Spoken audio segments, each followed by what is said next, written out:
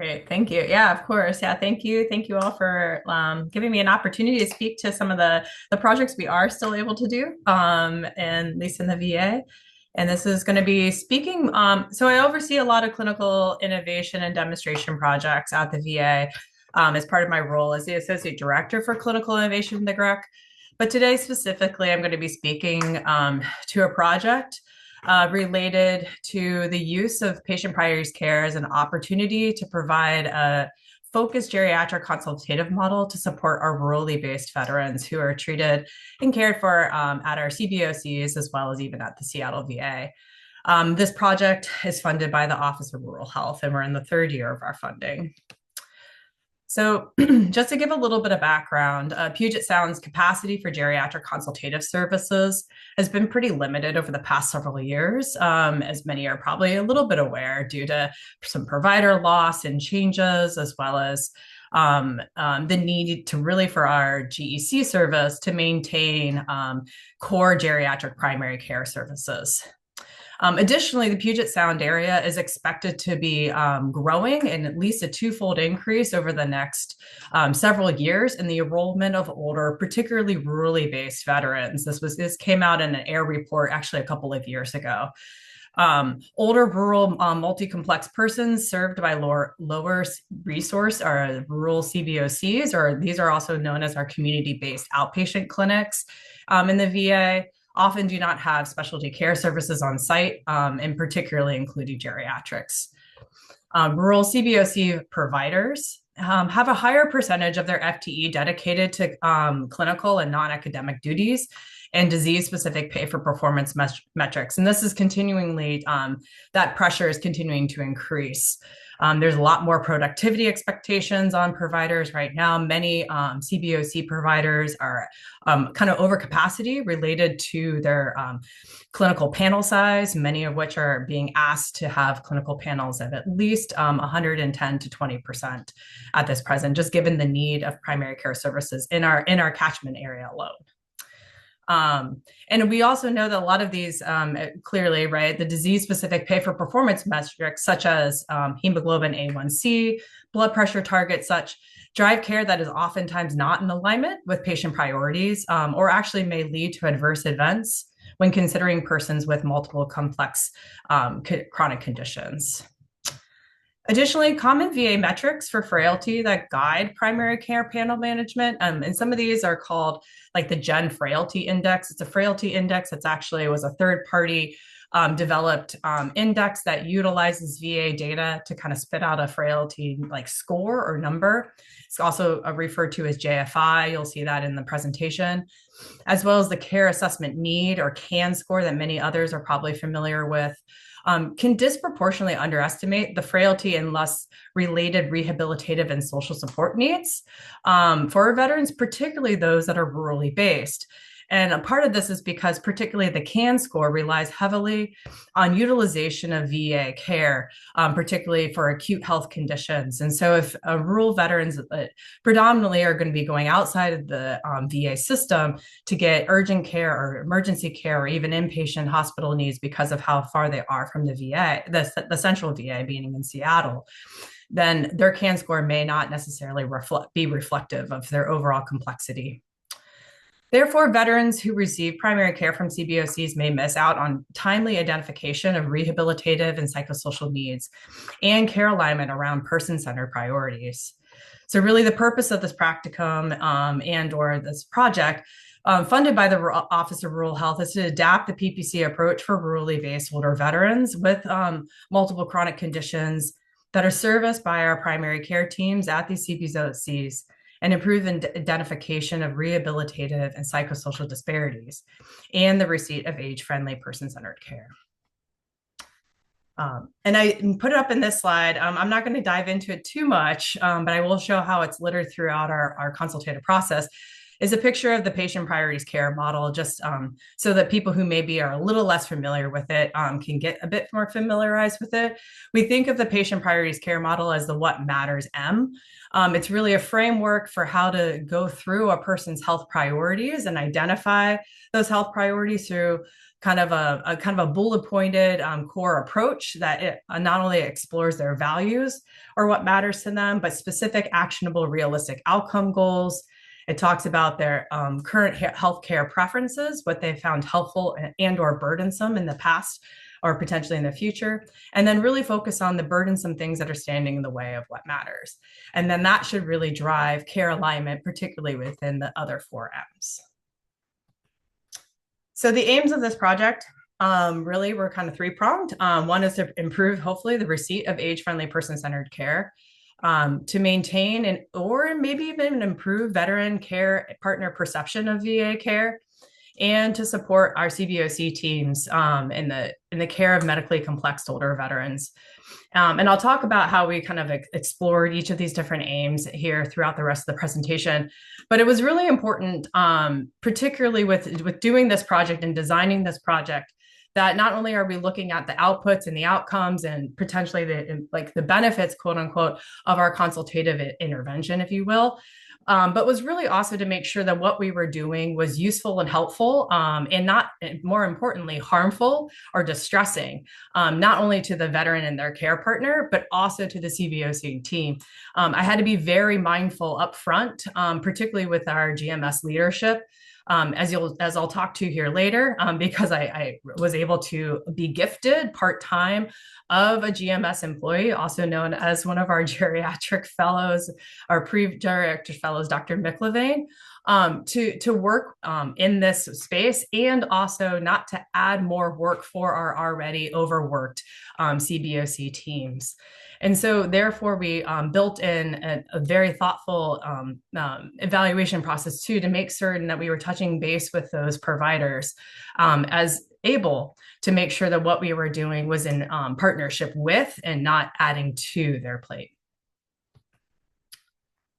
So I'm going to kind of walk through, basically what our workflow or our model looks like. And it basically starts when we get a patient referred to us. And they're referred, we're triage, we get them scheduled through a little bit of an intricate process, but irregardless, once that patient is scheduled, about a week or so up until that time of visit scheduling, one of our team's nurses predominantly right now, and hopefully soon to be adding a social work back into our team, we'll call the patient about a week before to explore and clarify not only the purpose of the consult, but also to begin to explore their values and what matters. And I'll talk a little bit more about this in the next slide. But they identify overall just some of the symptoms, the barriers, the conditions, and kind of start that what matters conversation for us with the patient and or their care partner. The patient is then seen by one of our geriatricians. And as I mentioned, that's either going to be Dr. McLevain, who's based actually at the Silverdale CBOC and now at American Lake CBOC physically. She also will do consultations over what is called CVT, or clinical video telehealth, which is an opportunity in the VA to do consultations from a provider based at one facility to another, to a patient who's based at a second facility. And she does that to Port Angeles. Dr. Thomas, on the other hand, she will see patients either based here at Seattle or actually up in Everett too, and flip-flops her every week, either driving up to Everett for us or doing consultations in Seattle. And then I'm based out of Seattle, and I also do CVT to Olympia. And all three of us also have the capacity to do VVC visits as well on those grid half days. And excuse me, I apologize if I'm going to use a lot of VA acronyms. VVC is our VA video telehealth. So that's our platform in order to do video visits to veterans in their home. So we are based again at our facility, and they are being seen at their home with their care partner or by themselves. So we use all the information from that initial pre-call, and then we just kind of like go further. We oftentimes clarify a little bit of the values and the information taken, but often don't spend the time repeating all of that what matters conversation, but actually move towards really diving into what are their specific goals for the day. So even if a person comes to us, potentially from their primary care with a concern of like falls or fracture risk, risk or whatever. And I'll use that as one of the main ways to kind of focus the visit. I'll actually more importantly use like, what is the veteran right now in this moment really wanting to address about their activities that they're no longer able to do, and what can we do to help make them achieve those specific outcome goals. It oftentimes might lead into fall prevention and or fracture prevention, but not always. And we really allow for some of that flexibility within our consultative time with the veteran and their care partners. And that often leads to a lot of different types of care alignment that we'll get into. But overall, we really determine what is the best plan for the patient, come up with a discrete list of recommendations or things that they need to continue to do, maybe start doing or stop doing. And clarify that back to the team, and or do a lot of work on our own too. Because we are, I would arguably say, very savvy practitioners within a VA system that have all done not only primary care, but have been practicing in the system for some period of time. We have a lot of tentacles and abilities to do care coordination, place consults, help with, restarting medications that have fallen off patients' lists, reaching out to a variety of different types of team members, not only the primary care teams, to really help realign and align care for these veterans as an additional opportunity to get into access of VA care, or to recognize VA care that they otherwise did not know existed. And then we try to follow up with them. I mean, our follow-up is generally tries to be about every 3 to 4 months. We see these patients, I will say, arguably about a total of maybe 4 to 5 encounters. There's a couple of times where it will be a little less, sometimes a little bit more, kind of depending on the situation. Sometimes there are veterans that we will adopt into our own primary care panels, which is often not the goal, but does occasionally, it does happen. But on general, we see them at least about in about 4 months' time to kind of see where are we, what happened, what didn't happen, why didn't happen, what do we need to do now. Just to give you an example of what, our pre-call script looks like. I've kind of shown it here. Basically, as I mentioned, the language from this script was adapted from patient priorities care, and particularly that first step, which explores and identifies health priorities. The components of the information really include information about the person's values, all those things and people and activities and hobbies and places that are really important and related to their values. And not only that, but identification of current activities or value things that are really difficult to do or engage in for that veteran. That gives us an anchor to kind of start the conversation and to really kind of almost refocus the goal of the visit. Again, we're not focused necessarily only on the problem, but we're really kind of focused on what are the things you would prefer to be doing that you're currently not doing, and then what's standing in the way of that. And that's when we really get into the identification of the bothersome symptoms. What are some of the things, again, in the way of doing important activities or things? And then our nursing and social work team does a little bit exploration into health preferences, particularly around medications and health tasks and whatnot, because then that kind of gives us, again, I will argue to say, a picture into what is working well for this person and maybe what isn't working well, and kind of where are some of the red flags or things that maybe we need to lean into or help give some, gentle guidance on to the veteran and or to their team on how to kind of modulate things so that they feel less overwhelmed by overall healthcare engagement.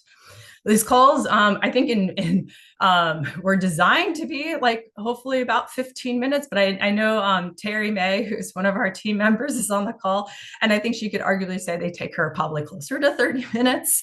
And I think part of it too is because people like to be heard and like to talk. Particularly when you get a care partner involved too, with some of our persons who live with cognitive impairment or dementia. And so we still strive to try to limit these down, but they have been very useful tools to making our time with the veteran in consultation much more effective and focused. When they come to see us, this is a little bit of a snapshot of kind of what our consult template looks like as an MD. We take that information and we basically incorporate it into our note as is shown here in an abbreviated form. We structure our history, which I've pretty much shown here. This is like how our HPI kind of looks. And in recommendations around the 4Ms. And I mean, the trainees on the phone call can both probably speak to what it's been like to utilize our template or to work with our template a little bit. But there's some core components to the template, and then there's some like kind of as needed or guided components of the template. So the what matters section, as I've like kind of encouraged all those that work with me, either as a trainee or even us as our colleagues and geriatricians. The what matters portion is what we really try to take from that nursing phone call and incorporate in and make sure is always stable and there within our note, because that's essential. And then the rest of it really is guided by whatever that core issue or goal really is. And so we might lean more into the mobility section if that again is like the driving force of what the goal is, versus maybe the mentation section versus medication, or maybe all three. But we don't really try to like stick ourselves to having to complete all these different sections to their full degree with doing all the recommended related, kind of assessments and stuff like that, because we just don't have the time or the bandwidth. We definitely don't have the support within clinic to do multiple types of assessments and stuff. And really, this has been the goal of this project is really to try to figure out how can we maximize our time with a veteran in a lower resource kind of way, where we don't have like 6 or 7 people able to like do multiple different types of assessments, right? Or spend 3 hours in clinic to really kind of help guide things in a productive still manner. Excuse me. And then you'll see too in the what matters section, we have the incorporated core components of the PPC approach, talking about the preferences, healthcare tasks that are burdensome and stuff. And then towards the end, we also try to like structure our actual recommendations also using the 4Ms. So we clarify what their person's goal is in the what matters section, and then we use the different sections of mobility, medications, and mentations to identify what are the things that we are doing in those domains that are in service of that goal. And that's not only for our data purposes, as you'll see here in a short bit, but also hopefully in our like maybe aspiring to get the rest of our health system and the persons who maybe read our notes to recognize there is such a thing called age-friendly care, and this is how we are delivering age-friendly care. So to go into how we've decided to kind of think about evaluating this clinical innovation program, I really kind of strive to use a triangulation approach. This is basically an opportunity to kind of incorporate almost like a mixed methods sort of approach that provides in a variety of perspectives, data sources, time points to really help provide a more complete and holistic picture of the value and effect of this work. As I mentioned, it's very important in the VA, and particularly even hyperlocally in the VA, to be thoughtful that what we do doesn't add more to things in a non-productive and non-valued way. And that is particularly related to not only the burden on providers, but also on our veterans themselves. And so it's really important to make sure that we are capturing and gaining those perspectives as we move forward. For trying, the way that I utilize triangulation was kind of in a few ways, both of the methods and particularly the data sources. We obtain data from multiple different points simultaneously. We are going to be doing interviews with patients and care partners and providers. We are collecting observations from our 3 different clinicians and even from the rest of our team as well.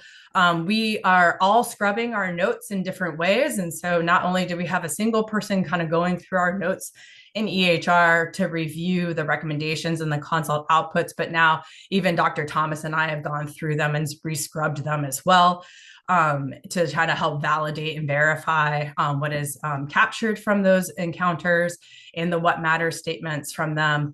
And just overall, like thinking too about the process, measures and the productivity and some of the like almost economic component of this project that we'll dive into. So here's a map of our approach and the domains in which we explore the programs. And so we're going to walk through each of these in the next several slides, but we're kind of going to start first with talking about some of the process measures that we are like capturing and monitoring. A lot of that was necessary for a variety of reasons.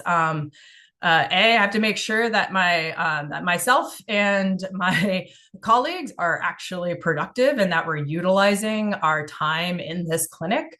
And that's also an important thing for our ORH partners as well. So we look over and measure and capture clinic utilization, provider productivity.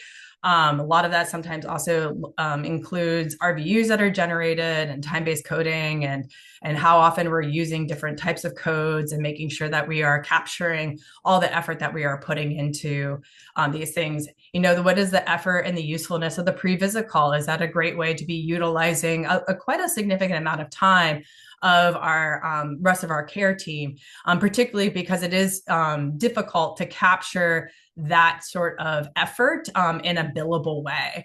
And so I've been trying to be very mindful of that as well. We also look at the modality of the visit. How often are we doing in-person versus virtual type care? How much does that save the veteran in having to travel to see us if they had to travel and weren't able to do a virtual type visit? What is the consult volume we're getting? Where are the referral sources? Where are they coming from? The patient demographics in themselves, and then how often are we doing goals of care related type discussions, actually completing advanced directives, completing pulse, or even just encouraging or referring of that.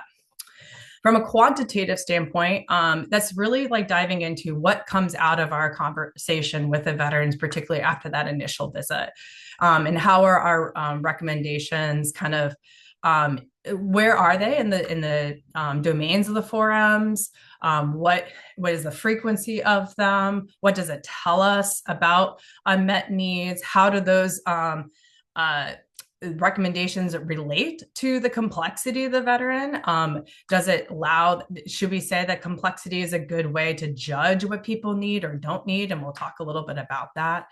And community care utilization. I'm sure even non-VA people on this call are probably acutely aware that community care, even outside of current administration challenges on our VA, have been a main source of economic bleeding for the VA. And so we tend to be very conscientious about how much we refer and when we refer to the community, just so that we make sure it's in the best interest of the veteran. And then qualitatively, as I've alluded to, we really want to make sure the PPC approach and this consultative approach improves or at least maintains good perceptions and provider perceptions of VA care. And so we also want to make sure too that we are in support of PCPs and rurally based CBOCs to try to help in their ability to care for medically complex older veterans and not adding to their workload. And so we are doing that through a variety of different ways. A lot of it is interviews, some of it is surveys, and some of it's a little bit of both. And then lastly, our observations. Oops, excuse me. And it's just kind of like, a summary of what have we learned, the three of us, particularly our team, about this type of consultative approach, but in general, like what it means to be a geriatrician and a consultant, especially in the space of healthcare, and what does it tell us about ageism in healthcare? So I'm just going to start going through some of these results, if you will. Now I will share, we're still very much in the process of data collection and analysis. And so what I'll be sharing sometimes, some of it is going to be a little bit more robust than other stuff that will be a little bit less robust. And it's not going to be all congruent of like, this is representative of all the veterans we've seen and such, just to kind of share with you, because we're kind of in the midst of all of that data, kind of like procurement and cleaning. But I will share with you what we do have. So regarding process outcomes, we in general have seen about almost the 350 plus veterans since the start of this program, and we've built up generally. We usually get about 40 some new patients per quarter, which is, I think, pretty good considering there's about three of us that have half day clinics devoted to this. About a third or so of those patients are like truly rural, which is kind of a pretty limited definition from a VA standpoint. But excuse me, and about 66% are outside of the King County area, which I think is also really important, recognizing that King County is where the geriatricians are, outside of the few that we do have down in Pierce County and American Lake. Most are male, not surprising, and most are white too. And about the mean age is about 75. The CAN score is probably pretty moderate, at 77 out of 99 is usually a top score. Usually above 80 is when technically I think the higher concern or higher kind of like anxiety about the patient starts to arise. And then the JFI is also pretty moderate too, technically out of 13, but I would say most JFI scores above like 6 or 7 is when you start to get into the really frail stage. So these are probably moderately quote unquote frail, or almost maybe pre-frail, or so they're not super sick, but they're also not super healthy either. As I mentioned, we try to maintain about 80% clinical utilization, and we generally hit that mark every month.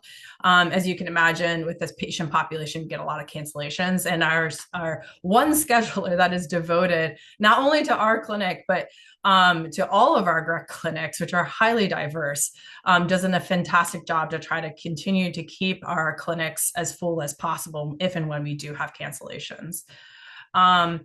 As I mentioned, about another third of those visits are virtual, which is pretty amazing. And that has saved probably about 1,000 miles of veteran transport back or to and from, so round trip, over the life of this program. Is from an RVU standpoint, this is a little bit of a guesstimate, but for a new patient, we can usually generate about between 4 and 5 RVUs. And a lot of that is based on the fact that we use not only time-based coding, but also prolonged visit codes, which are essential to capturing the amount of time that not only we are spending in direct face-to-face care with some of these 60 or 90-minute consults, but also with the time in reviewing a lot of their chart, and particularly those RN phone calls, and incorporating that and prepping for the clinic. And so we try to utilize that code as much as possible. It also can help us capture any kind of post clinic care coordination that we do on day of. And if people have questions about those codes, happy to talk more about it. The other thing is we use the advanced directive code, probably another about 22% of the time. That might be a little generous. We've probably completed advanced directives or pulse a little less. It's probably like not quite 10% of the time. And that's probably just due to the fact that, and this is only thinking about like initial encounters. Often I would say those tend to get completed maybe like by the second or third encounter, just because we've built a lot more rapport and knowledge about the veterans and their goals. And so we're really only capturing that on that first encounter. So that's why it's so much probably lower. Excuse me. If you compare the RVU that like we would have for that initial visit compared to like a regular 30-minute office visit for a primary care provider, the RVU is about 1.9. And so I think that's really important just to point out, as far as like, if we can spend the time and capture that time, we can actually generate a pretty good amount of, economic value for it too. And as I mentioned before, the pre-calls do unfortunately still take like at least 20 to 30 minutes. So this just gives you an idea of where all we are seeing veterans from and roughly the volume. This is probably not 100%. As you'll see, this is only from like November of 2023 to like October of 2024. So again, like fiscal year of last year, as like the government calendar works. But you'll see, like, because we've been able to kind of play with how our schedules are set up and the like location and flexibility of our providers predominantly, which has been tremendous.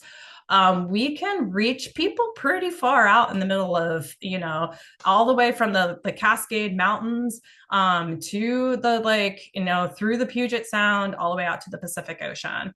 And then all the way up to the Canadian border. We haven't gotten all the way quite down south, down into Oregon yet, but it's pretty impressive. And I think that is just a kind of reflection of how complex our Puget Sound catchment area is, and B, the willingness of the providers that I work with and the team too.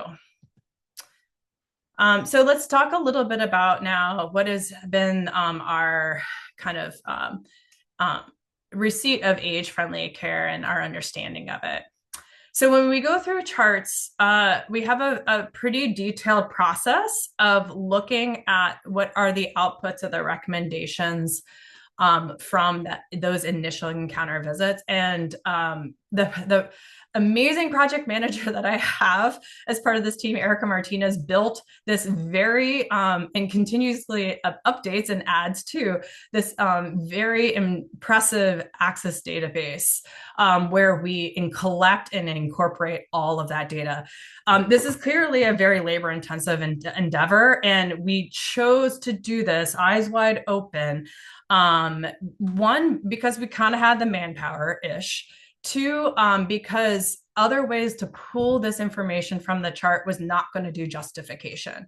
There have been other methods in the past in VA data, even with other kind of mentors that I have related to PPC related work, who had pulled CDW data like related to consult placement and stuff like that.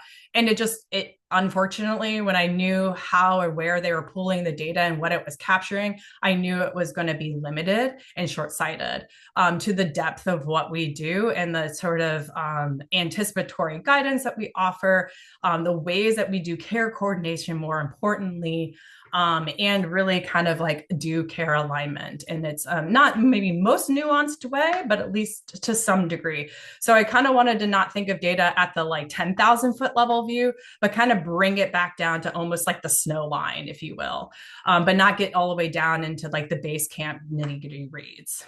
So irregardless, after many iterations and even more, this is kind of what we came up with. And as you'll see, it's kind of like, as I flip through the next several slides, it's really kind of like geared towards the different M's. And that's kind of how we think of like organizing the data. And that's kind of because that's how we organize our recommendations kind of. So this is the mentation tab. Again, like we are capturing, like, are we putting in a new speech therapy consult? Is this a VA-based consult? Is this like care coordination with speech therapy? Is this, excuse me, like a community care new consult? The same goes for many of the different types of consults or interactions that we might have with other healthcare professionals and or providers. And or specialists as well. And the same goes through when we think about too the types of education that we're getting or other sorts of durable medical equipment too. And that's part of it as well. This, the VA is so much, has such an integrated network and has so much opportunity not only to interconnect and connect with providers across spectrum, we also have the opportunity to provide lots of different types of gadgets and gizmos like mobility devices, ADL tools, life alerts, medication type related assisted devices to, pocket talkers, all this stuff. And we wanted to be able to kind of capture some of that too. So anyway, and this is our mobility tab. Again, we try to capture like what types of exercise recommendations are we at, what kind of exercise program did we refer them to? Again, the VA has as you'll see here, a plethora of different types of exercise programs that we have hyper locally. Some of them are national programs that we brought here, some of them are local programs, and then clearly other types of non-VA programs. And then what sort of like diagnostics are we doing or aren't we doing? What things are we stopping? What things are we starting? And a lot of that too had to relate to in the medications tab. And then we had an entire social support services. It's very actually kind of, again, complicated to kind of capture this in VA data from CDW because it's not always easily captured in consults to social work. And oftentimes Yeah, the way that the social work consults are at least put in here at VA Puget Sound, it probably wouldn't necessarily capture the times that we just encourage or provide information or education related to several different types of VA related resources, including not only just benefits, but homemaker health aid, which is the HHHA, which is a VA based program for people to get ADL support in their home, respite care, adult day health, and particularly as it relates to the VA based contractual services that we contract with. We have 4 adult day health centers around the Puget Sound area that we connect people to, travel as well, and community nursing home programs, referrals to home based primary care. So, again, those are some of the things we're trying to capture. And so this is going to be kind of just like a snapshot of what so far we have known about what we've done.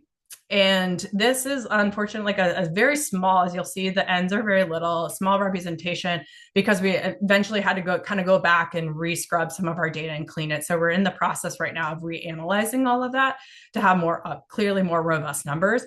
But this snapshot, I think, gives a pretty good estimate about like how often are we referring, for instance, people to some sort of like mobility or rehab related thing, or doing something related to medications, or offering something related to social work, or doing something related to durable medical equipment. As you'll see, like rehab tends to be one of the higher utilized things that we are often recommending, and again, all in the service of what matters most to people. And the other is we do a ton of medication work. A lot of it is not only deprescribing, but often it's like starting new medicines that either fell off or are indicated, right? So it's really kind of utilizing that start-stop mentality. But we do a ton of medication work related to our veterans. As you'll see here, again, I already kind of talked a little bit about demographics, but this is somewhere again, where the demographics has kind of come from too. Related to the total care recommendations, we then took this and we wanted to see how does the frequency of these different buckets and the in total number of recommendations that you'll see, we have about anywhere from 4 to 5 recommendations per person, which I think is pretty under like reasonable and not surprising. And I think what really that tells me is that, one, we're trying to do stuff because there's stuff to be done, but we're not trying to throw the kitchen sink at a person, and be hopefully pretty mindful about what we are doing.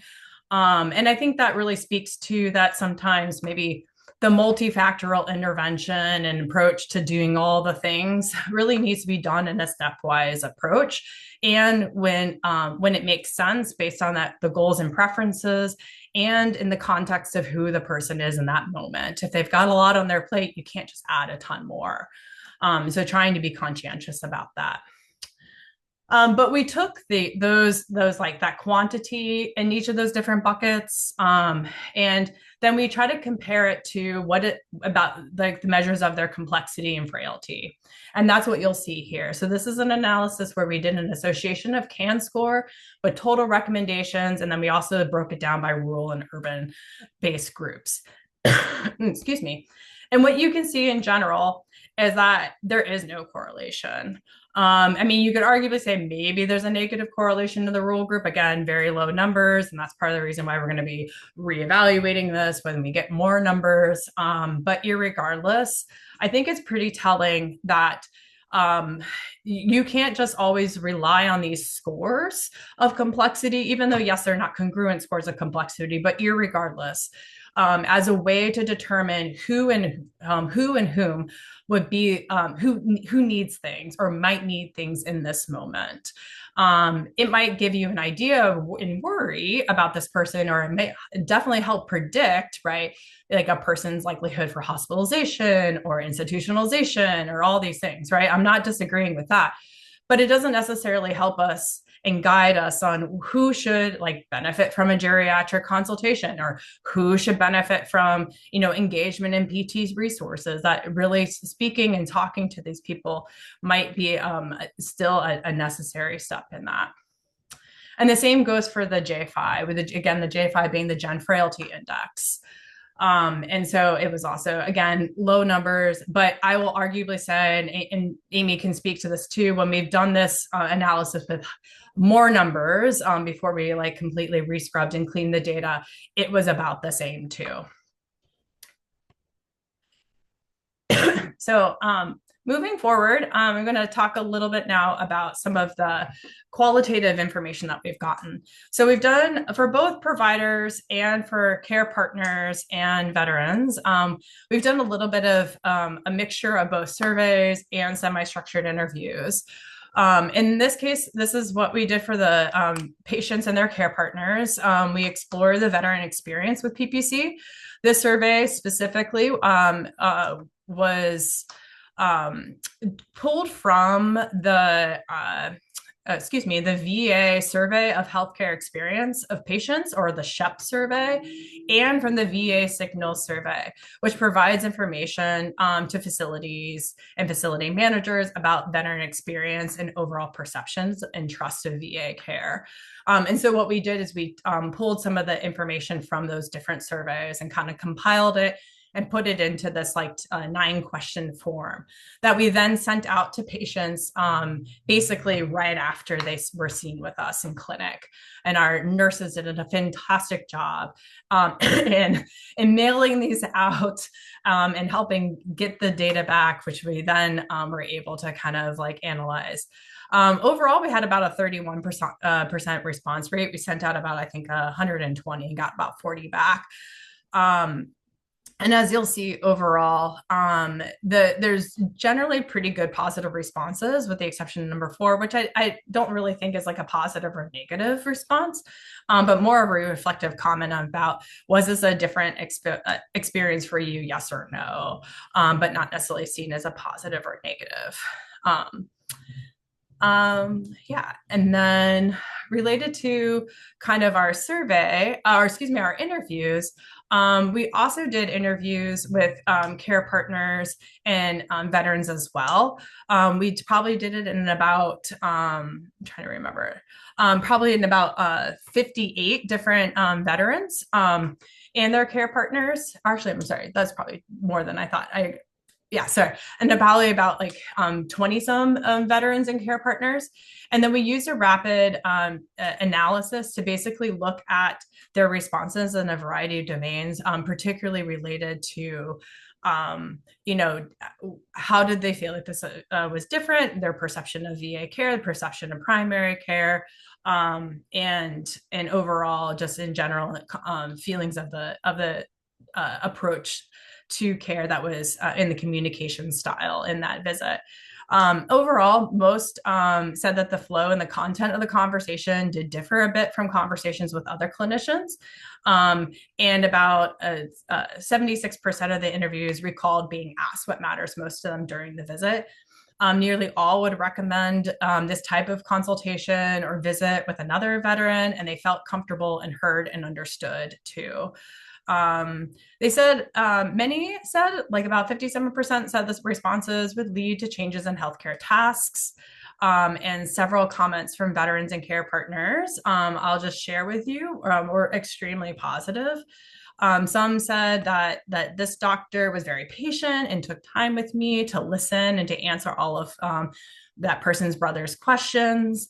I really appreciate the new information that the doctor gave us, particularly related to some results and what to expect in the future.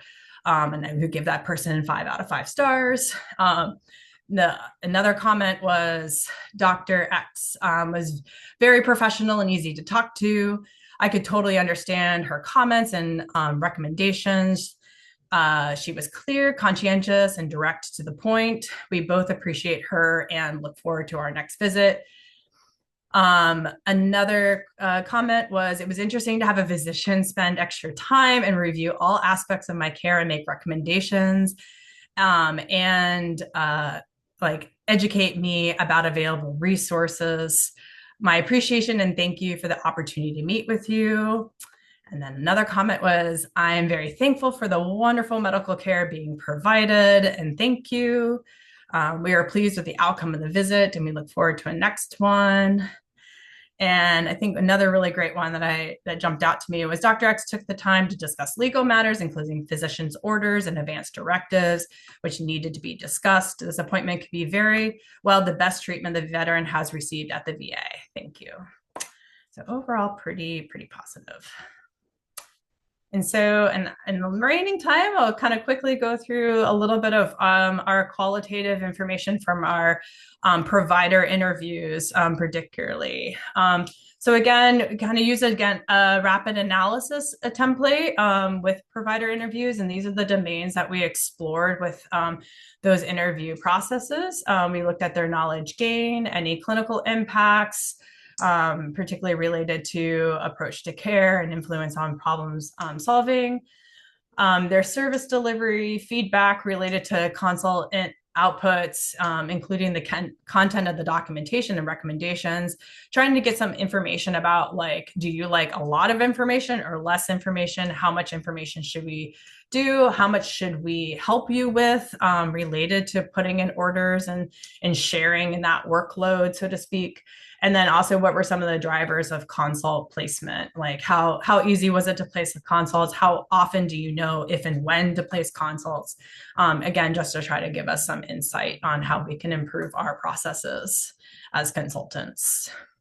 So a total of 26 providers agreed to the interviews, and 9 of which were from a rural or primary care team. And it actually included quite a few different types of health professionals, including not only just MDs and ARNPs or PAs, but pharmacists and social workers as well. And all of them practice either at Seattle, Everett, American Lake, or Mount Vernon.